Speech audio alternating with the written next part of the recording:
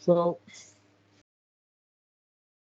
what we did yesterday, we started talking about population. So we first introduced the concept of population for a statistical problem.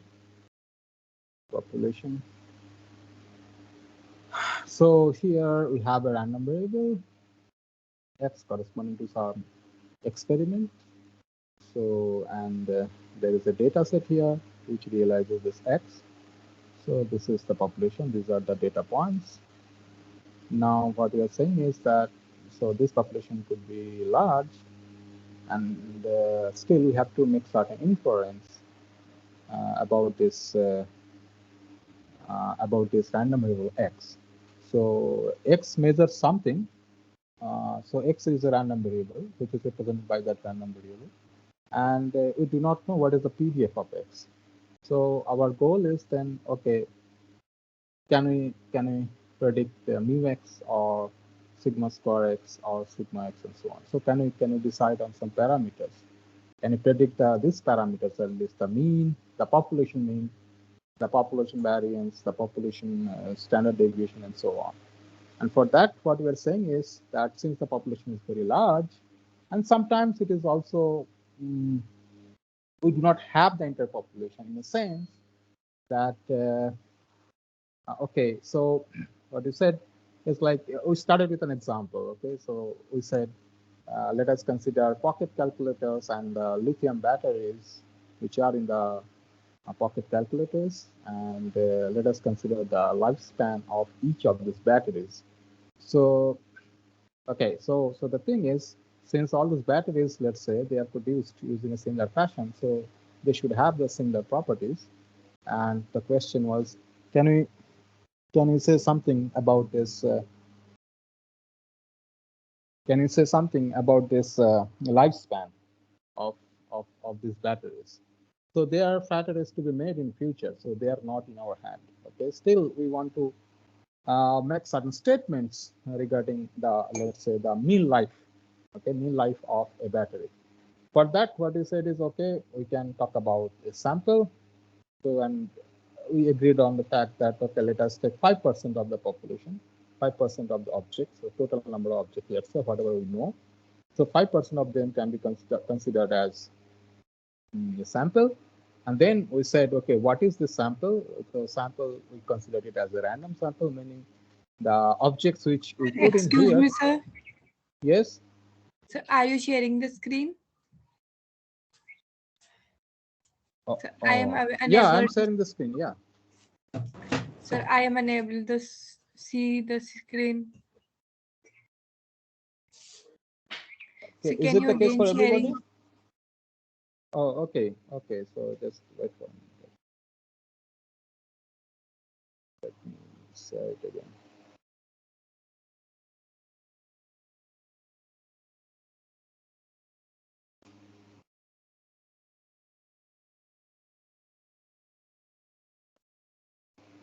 Can you see it now? Yes, sir. Okay. Okay. Sorry for that. Okay. So yeah. So we then started talking about, okay, that this sample has to be a random sample, meaning whatever the elements, whatever the objects we put in the sample. Okay. So choice of any particular object should not influence choice of any other object in the sample.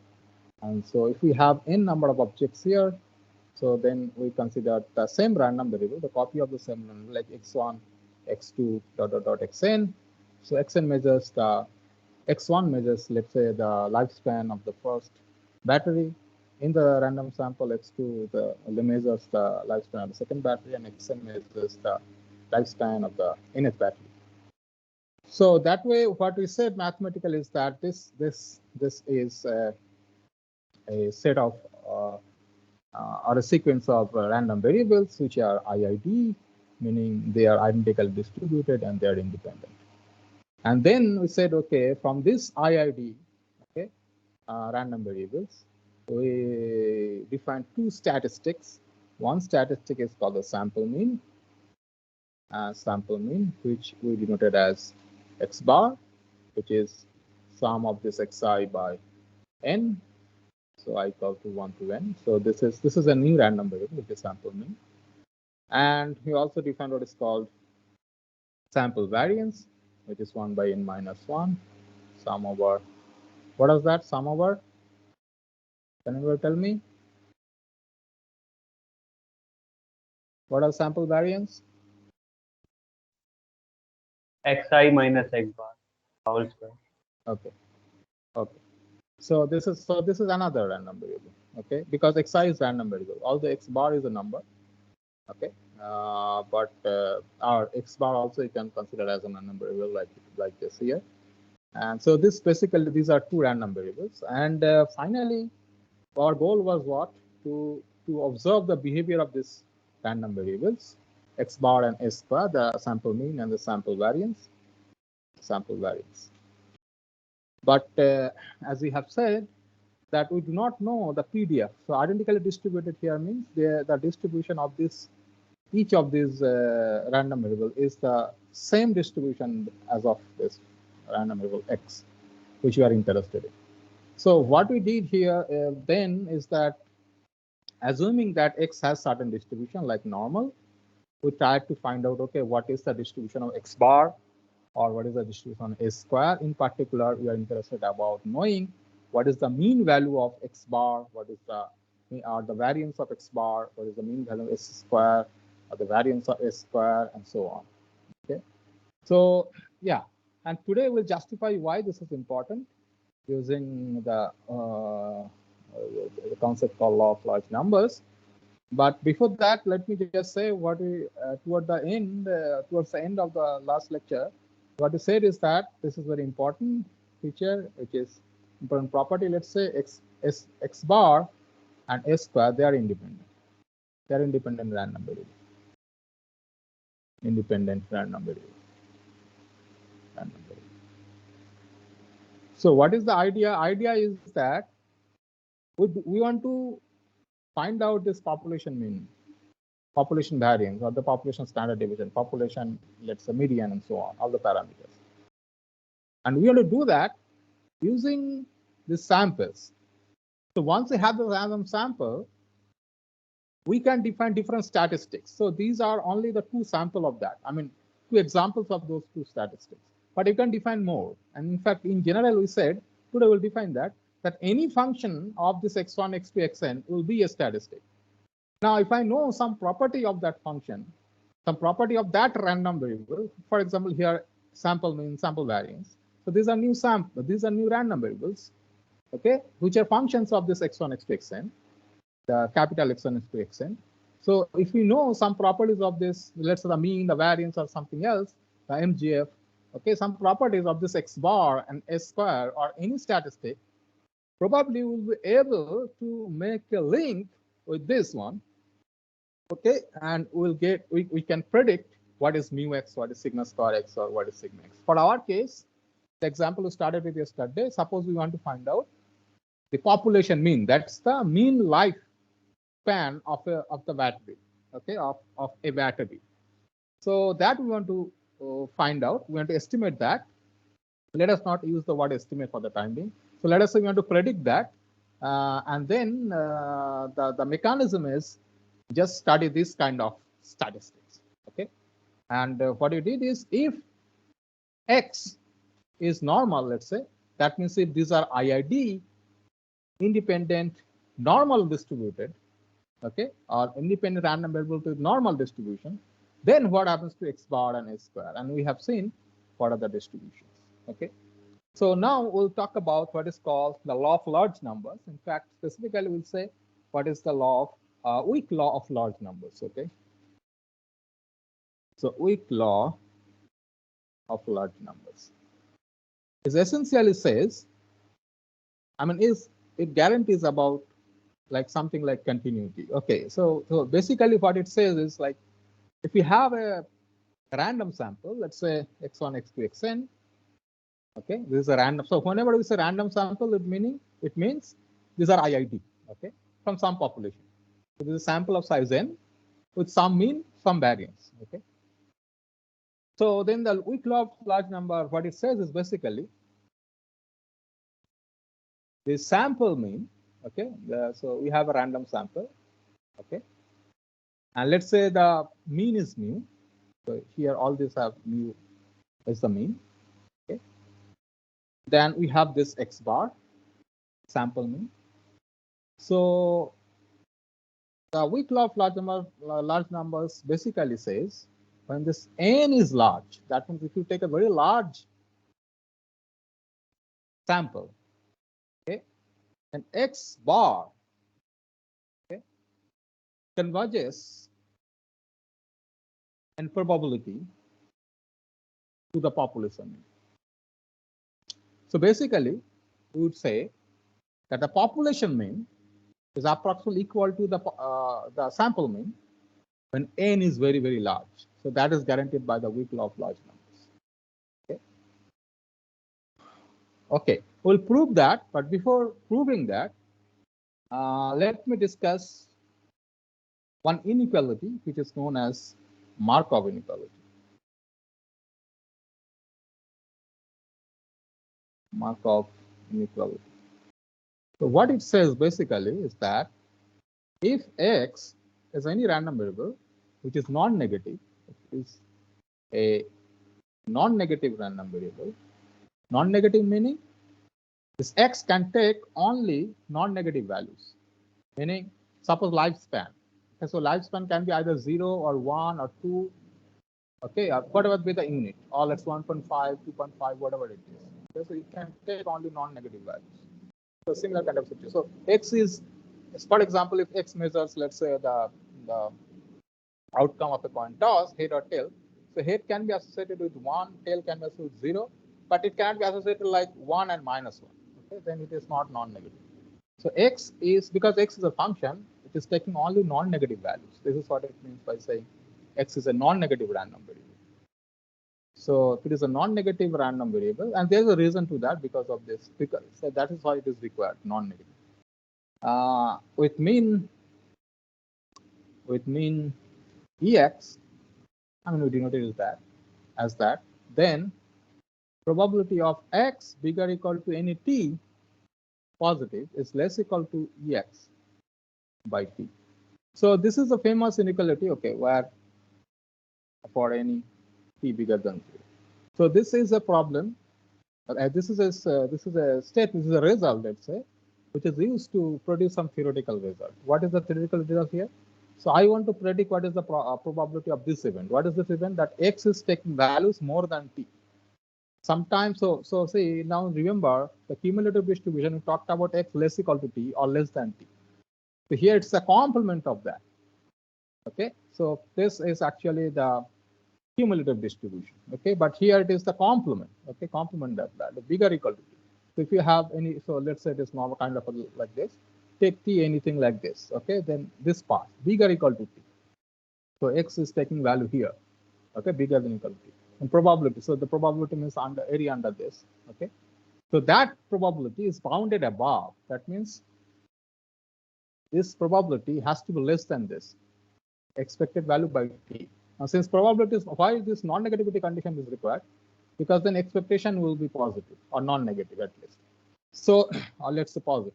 So p of x bigger equal to t, so this value is a non-negative value because it's a probability. So it is less equal to something. So it has to be a positive value.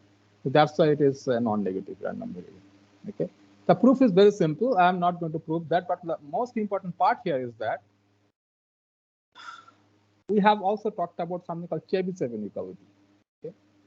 So Chebyshev, let us recall what was Chebyshev inequality. Chebyshev, we proved Chebyshev inequality actually. And these two are related inequality. So that's why I am not proving Markov inequality. Similar way you can prove, actually the way we prove Chebyshev inequality, same proof is for also hold true for Markov inequality. So for the Chebyshev inequality, what we said, if you remember, that probability of mod of x minus mu, where mu is the mean, less than some k sigma, sigma for any k, and sigma is the standard deviation, this is bigger equal to 1 minus 1 by k square. This was Chebyshev inequality. So this is also talking about probability, but the event is like if this is mu, let's say, and then you take a certain, so let's say this is the tau, the PDF, let's say, and here, so if it is up to mu plus mu plus some k sigma, and here mu minus some k sigma. So then this is the probability it's talking about. And here it is the minimum value of this curve. So probability on this curve is 1 minus 1 by k square. So if k is very, very large, so it will be probability corresponding to 1. I mean, this 1 by k square will go, this will go to 0.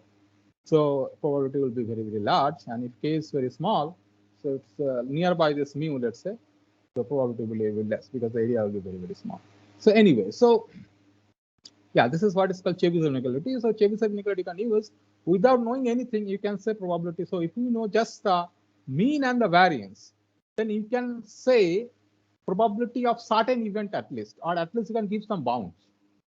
Okay. So if you know nothing about the distribution, but you know only the mean, then at least you can say that probability of certain events which are less equal to this number. So at least you can approximate the probability that you know a bound of the probability. Even if you do not know the PDF, you know only mean, and if you know only the variance or the standard deviation, at least you can give a bound of probability of certain events. Okay, and these two inequalities are related in a sense that if you assume that Markov inequality is true, then Chebyshev inequality can also be proved. I mean, Markovability follows Chebyshev inequality follows from Markov inequality. Okay, you can. I mean, the proof is very, very simple. Let me just give you the outline of the proof. I mean, it is very, very simple. So using Markov, so I'm proving Chebyshev inequality using Markov inequality. So using Markov inequality, what you can say is that probability of x minus mu whole square bigger or equal to t square. Okay, so it was bigger or equal to t. I'm taking square both sides. So basically, it is a random variable x minus mu whole square bigger or equal to t square. This is less equal to e of the mean of the random variable, which is square of this by t square. Okay, now for any t bigger than so any t bigger than 0. Now x minus mu whole square bigger or equal to t square. It is essential. It means x minus mu is bigger than equal to t.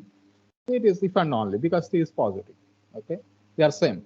So from here, then what you can write is that probability of x minus mu, okay, bigger or equal to t is less equal to e of x minus mu whole square by t square. Okay, for some t bigger than 0. So then what it implies is basically that this x minus mu, and if you take t is equal to some k sigma, okay, because that is what is required for you to prove Chebyshev inequality. If you taking k is equal to this, what we can say is that t of mod of x minus mu bigger or equal to what was that? Yeah, bigger or equal to t. Okay, so bigger or equal to k sigma. This is less equal to, here it will be sigma square by t square, so 1 by k square.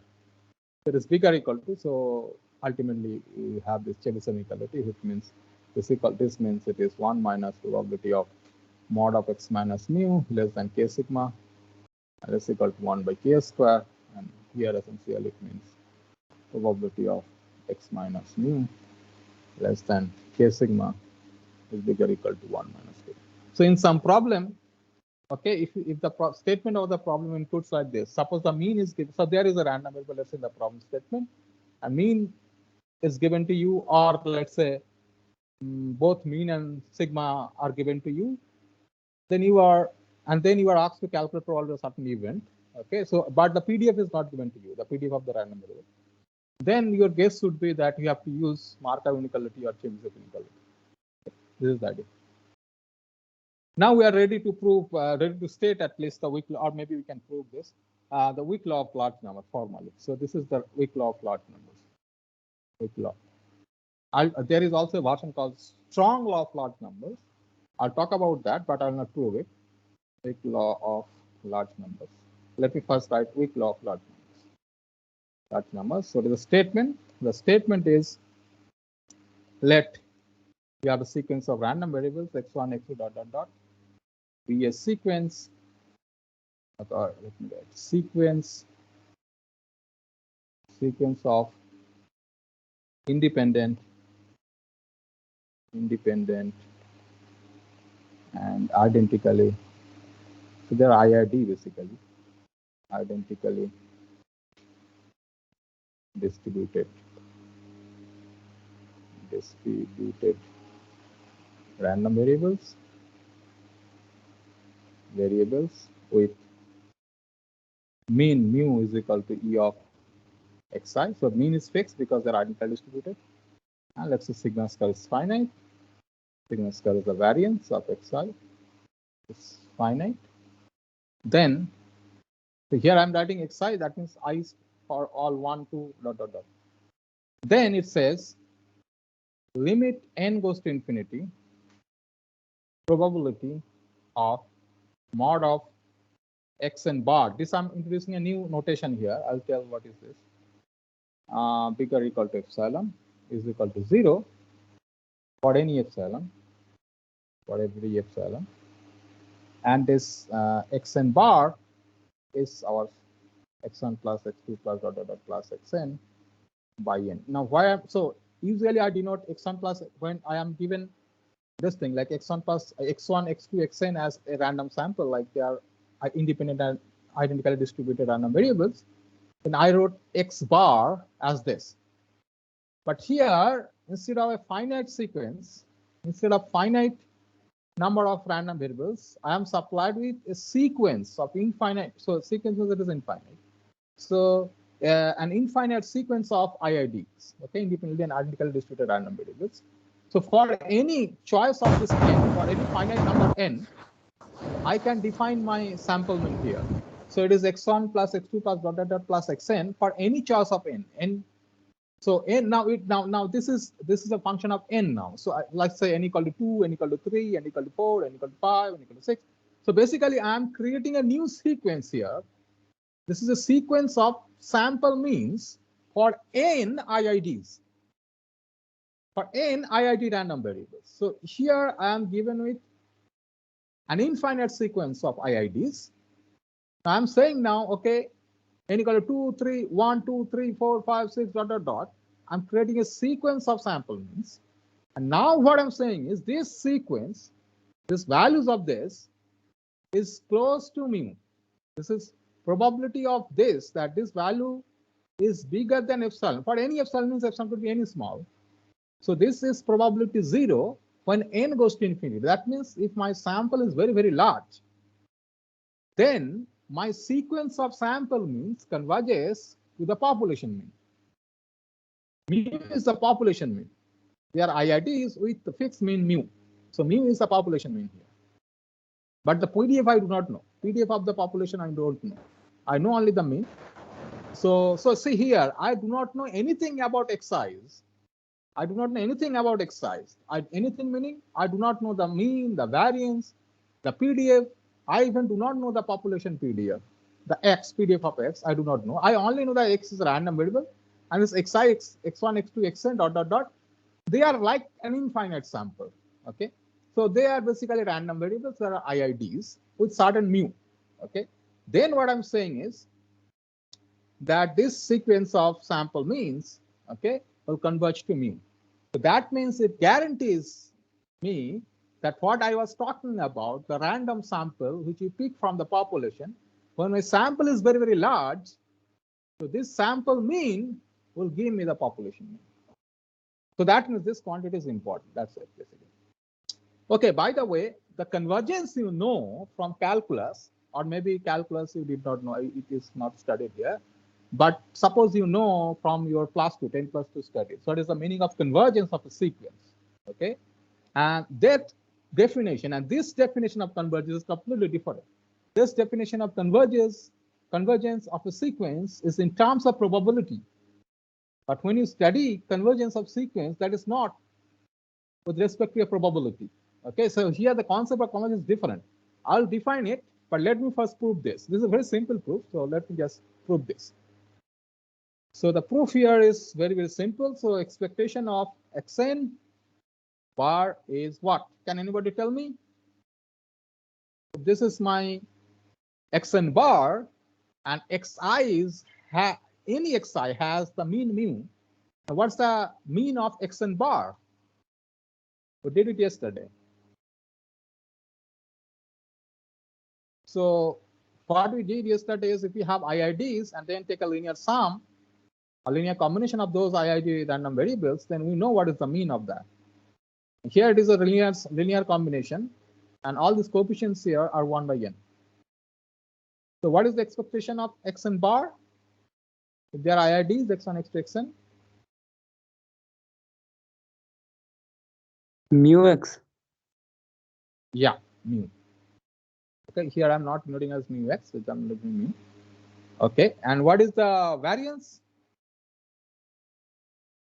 Variance of xn bar? Can you remember?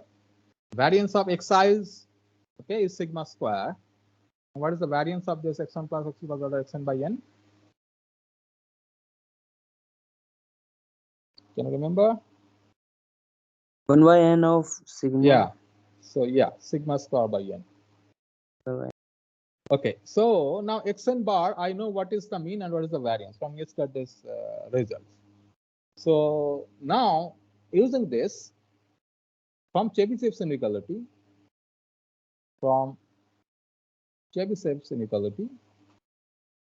what we can say about xn bar? Inequality, probability of xn bar minus expectation of xn bar, okay, mod of that bigger equal to epsilon is less equal to variance of xn bar by epsilon square, 1 by k square, for any epsilon bigger than 0, for any epsilon bigger than 0. Hence, Sir? yes? Sir, here mu denotes the mean of the overall population or just Actually, the mean yeah, sample? so here the thing is there is no population here as per, I mean, as per say, let us say there is no population here, but I am making a link with the population, okay, because ultimately this theorem will connect to our population and the idea of sample mean. Here nothing is given, no population is given, and it is not a sample x1, x2, this is not a, because sample is always finite. Here what I am given is the sequence of independent IIDs, independent and identically distributed random variable. Now I am making a link with this result and our previous discussion, that why this result is important. Because it means basically instead of a finite sample, if I consider an infinite sample, where these samples, I mean this random variable associated with the sample, they have the same mean. That means it is identically distributed. Okay, then that, and they are, see why I'm calling it the same mean as the population, because I'm saying the population, suppose it is X. So these IIDs in the sense of random sample, X1, X2, dot, dot, dot, they have the same, Xi has the same distribution as X, right? But we do not know X1, X2, Xn. So X1 is a realization of X, X2 is a realization of X. So they have the same probability distribution as X. So if X has mean, whatever the mean is, let's say mu, so Xi also has the same mean. But per se, here in this statement, there is no connection of population and sample. But I'm associating the connection because this ultimately implies that when you enlarge your sample to be infinite, n is very, very large, and ultimately the sample means, the sequence sample means will converge to mean. So this x1, x2, dot, dot, dot, this sequence is not a random sample, because for us, random sample is always finite. Did I make any sense? Yes, sir. Okay. So, yeah, so what I was talking about, yeah, so using Chebyshev's inequality, I have this. So from here, what we have then, probability of mod of xn bar minus mu bigger equal to epsilon is less equal to sigma square by n, because the variance of xn is sigma square by n, sigma square by n epsilon square. Then if I take limit, then taking n goes to infinity both sides, then what do I get? I get limit n tends to infinity, probability of xn bar minus mu bigger equal to epsilon.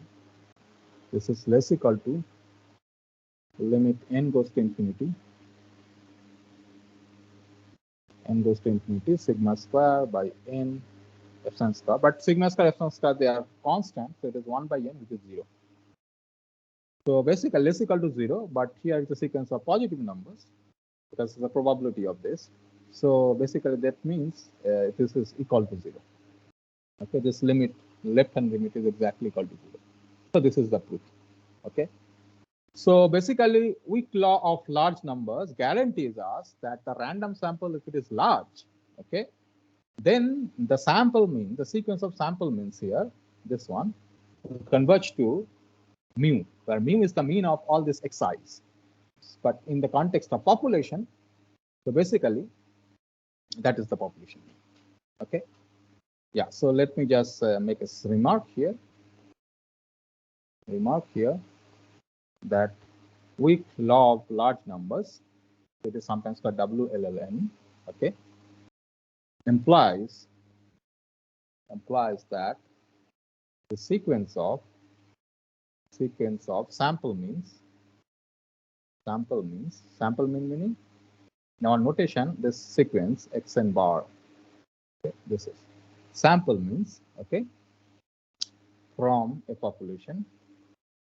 What is the population? Whatever the population is, let's say that is x. So this xi is, okay, we have the same distribution as x. So from a population x, okay, stays close to the population mean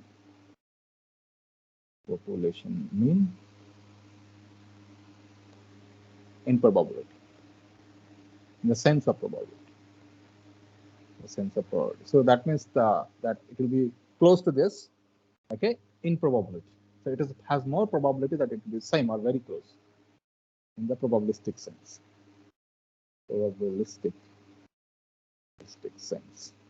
Because here the probability is 0 when it is bigger than epsilon, whatever epsilon you take, that means whatever small epsilon you take. In terms of probability, that it will be very far from mu, the probability of that will be 0. So that means it will be close to the population. Now here, suppose, what it makes in the reality. Does it have a real connection? Real connection means, suppose we talk about the real experiment. So let us start with, let us discuss, okay, whether this weak law of large number has any meaning to in a realistic sense, realistic experiment, okay, large samples, okay, infinite samples. Now you say here, suppose you take a coin and toss the coin. Okay, so let's take, if the coin is, let's say, unbiased, so probability of head is equal to half, tail is equal to half. Let us say it's like this. So here x is the corresponding random variable, okay, which will give you either head or tail. Now if you toss it, so how do you get this random sample, this IIDs? First time you get take the coin and toss it. X1 is the corresponding random variable, which is Bernoulli, which is with probability half, it will be head or tail. X2 again you do that, X3 again you do that, X4 again you do that, and keep on doing it. So these will form IIDs. Okay, they are Bernoulli. Okay, they're all independent because outcome of the first coin toss is independent of any other coin toss. Okay, so that is IID. But does it mean that if you take the sequence of sample means here, so what is the sample mean? Xn bar here, this is x1 plus x2 plus dot dot dot plus xn by n. What I'm saying is this should, so according to weak law of large number, this should be half. Why is half? Because the probability, there is this, so expected value is half. Okay, so x is the random variable, so expectation of x will be equal to half. Okay, this is the population, let's say. X is the half because probability of h exiting t, so expectation is nothing but half times 1. Let's say 1 and 0, okay, and half times 0, so it is half. Okay, so expectation is half. So weak law of large numbers says actually that this goes to half when n goes to infinity. But does it happen always? You may encounter a situation where all the time, let's say you get head, or maybe sometimes later you get t, h is, then again h, again t, then again t, h is. Let's say head is more appearing than tail because of the way you are tossing the coin. Let's say something, due to something it has happened. So that means theoretically it says that, so this may not approach to, let's just say, I mean, if I consider this n, 1, 2, 3, 4, 5, 6, 7, 8, 9, 10, 11, let's say, n is equal to n, not very large. But let us say if it happens like that, for a large n, it need not go to half. Okay. So then what happens to our weak law of large numbers?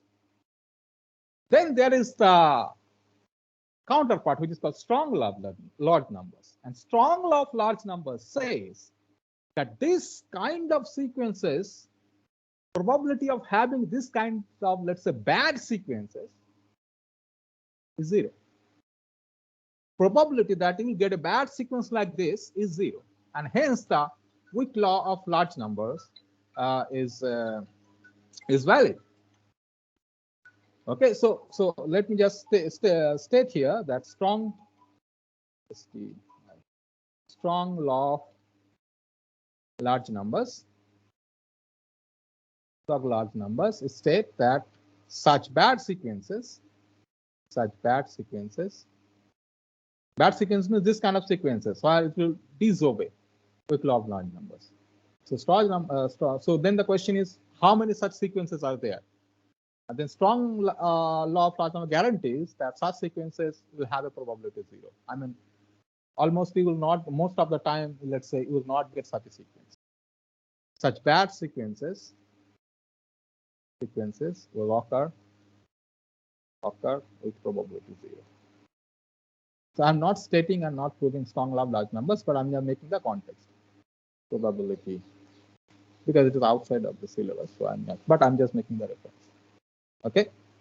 Okay. Let me also not go into what is the difference. So at least if you know weak law of large numbers, that this is what it means. So, but I mean, due to lack of time, let me not go into the definition of the convergence of this sequence. Okay. Or maybe just I just write the definition, because this convergence is different from the convergence what you have studied. Okay. So because if you do any advanced course, they will talk about convergence of a sequence of random variables. So suppose x1, x2, ... is a sequence of random variables. So here it is a big thing like sequence of random variables, but actually practically it is very simple. I mean, you are doing the experiment many a times. So but this x, x1, x2, that's why you are getting different numbers. I'm as simple as that. So suppose x1, x2, xn is a sequence of random variables, okay, defined on a sample space. Sample space is fixed, and we are defining different kind of sequences. Then we'll say, then the sequence converges in probability to another random variable, to the, let's say, the random variable, x, if for any epsilon bigger than 0, probability of mod of xn minus x less than epsilon, okay, this is equal to 1, limit n goes to infinity. So this is the sense of probability. I mean, convergence of sequence in probability. Okay. I mean, in fact, there are different notions of convergence of random variables in probability theory. This is one of them. I'll also discuss one more when I'll talk about central limit theorem. And this is now is the time I talk about central limit theorem. Okay. So next it comes central limit theorem. Now, what is the context here of this theorem? The context here is that, so here when I started talking about statistics, every time IID is appearing. Okay. Here the central limit theorem talks about IIDs. So if you have a finite, let's say, sequence x1, x2, xn. Okay. Let me first recall whatever we did last day. Suppose we have x1, x2, xn. So this is random sample, let's say. So they are IIDs. Okay. Now what we did yesterday is that we have seen if this xi's, okay, they are normal, from mu sigma square, let's say.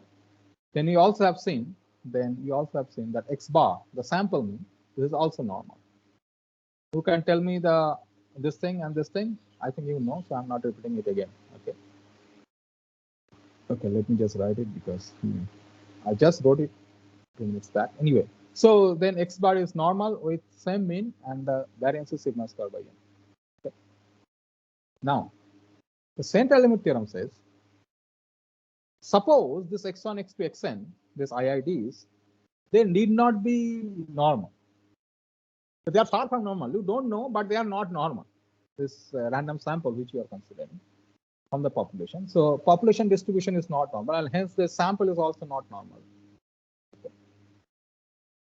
But the sample for the large sample, okay, the standardized sample means the concept of standardization. I talked about that before. Standardization, I'll talk about it today also. I mean, when I'm stating this. So the standardized sample mean is approximately standard normal. Okay, so let me just say what is this. So this is the statement, okay, statement of the central limit theorem. Statement. Let x1, x2, xn be a random sample, of size n from a distribution with mean mu and variance, finite variance.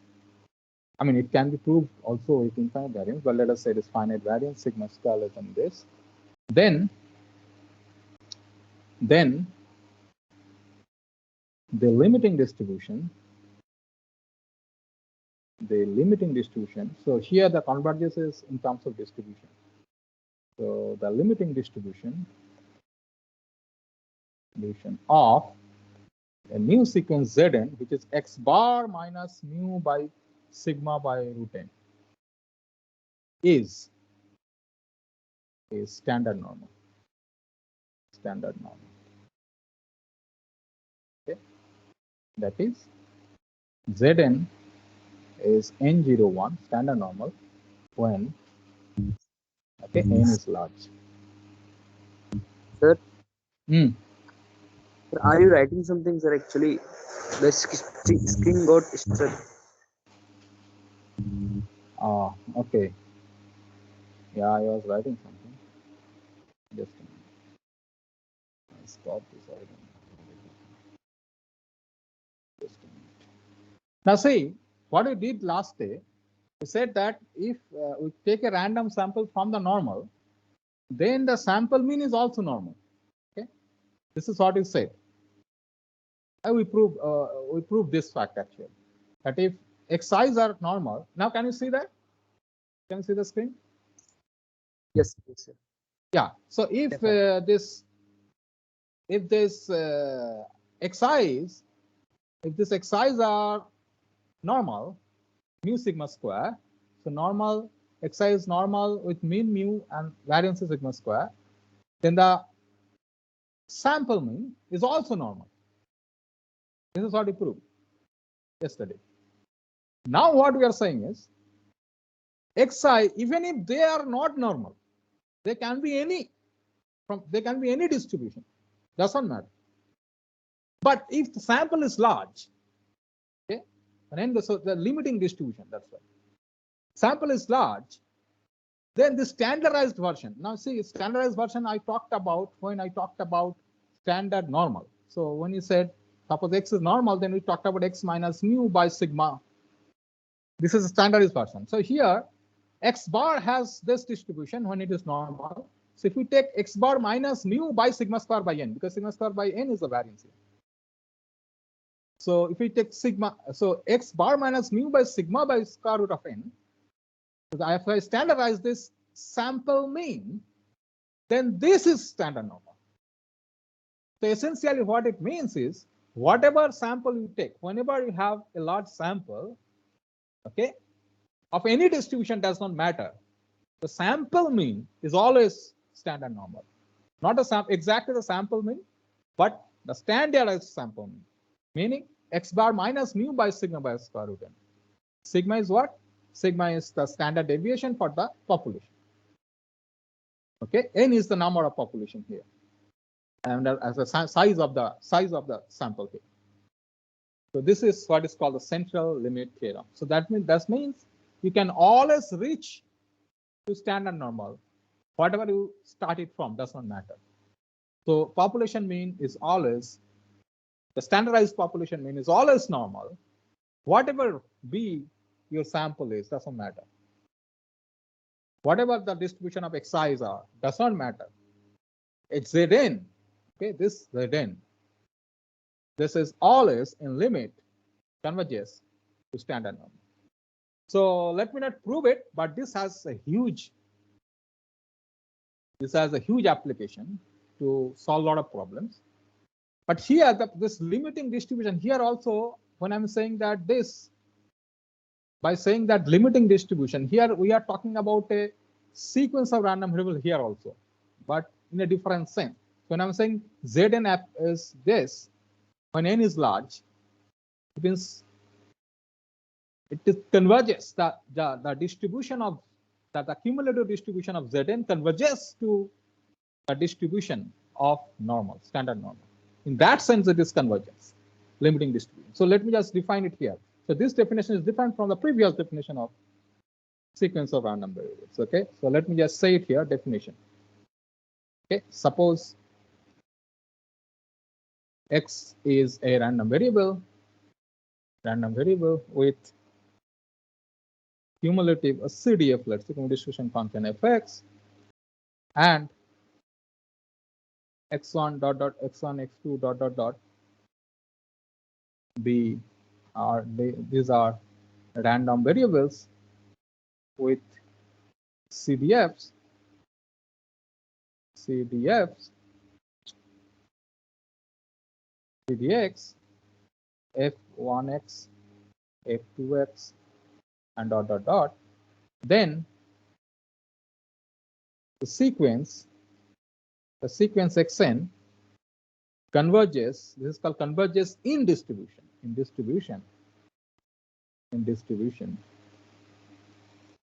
to x. So this is a random variable, sequence of random variables, and this is a random variable. Earlier we said when this random sequence of random variable converges to a random variable in probability. Now we are talking about converges with respect to the distribution. Yes, if limit n goes to infinity, f(n)x is equal to fx for all x. So then it is called, then x is called the limiting distribution. In this sense, limiting distribution of xn. So in this sense, okay, Zn converges to the standard normal. So let us solve a problem. Let's see what is the use of this problem. Okay, let us solve a problem. Suppose I give you a random variable y, which is x1 plus x2 plus let's say x15. Okay, and they are all IIDs, so xi IIDs. So they are all identical and independently distributed. Okay, and the distribution, the PDF and the PDF, so they have the same identical distribution.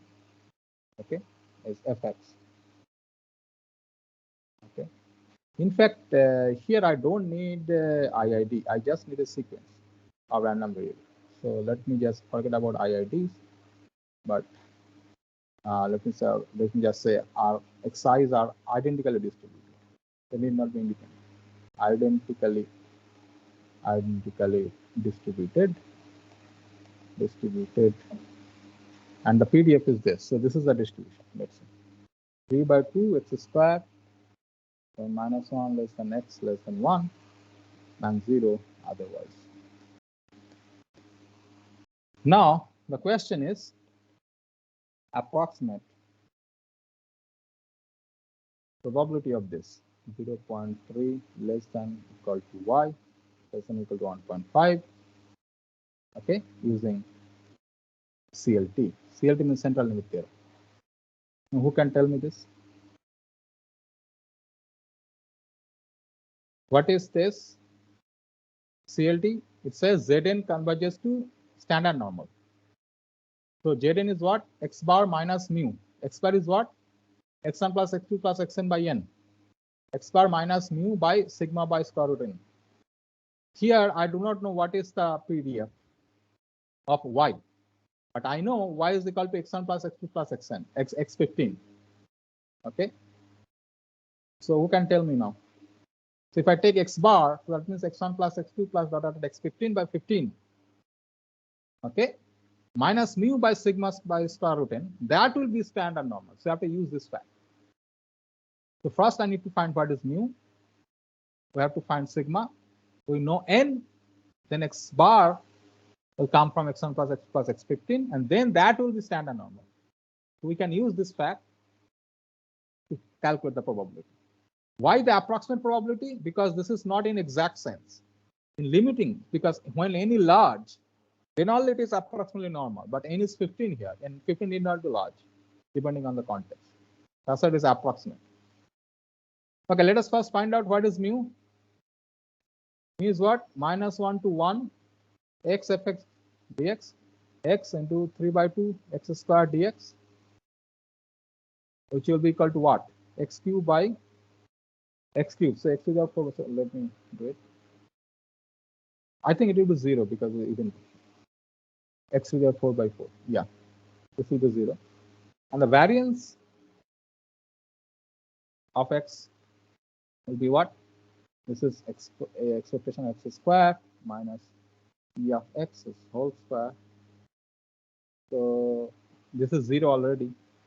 So minus 1 to 1, 3 by 2 x square and 3 by 2. So x to the power 4 dx. So this will be 3 by 2 x to the power 5 by 5 minus 1 to 1. So it is 3 by 2 and 1 by 5, right? And that will be minus 1 by 5. So this will be 2. So it will be 3 by 5. Okay. So 3 by 5, I can write it as 0.6. So what I'm asked to find is probability of this. Probability of 0. Minus 0.3 less than equal to y less equal to 1.5. Y is equal to x1 plus x2 plus xn, right? Then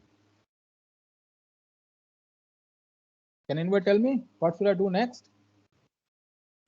It will be x bar into n.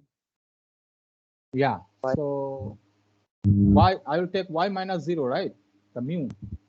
I mean y by 15, but anyway, 15 can be brought together in the denominator. There's a square root of what?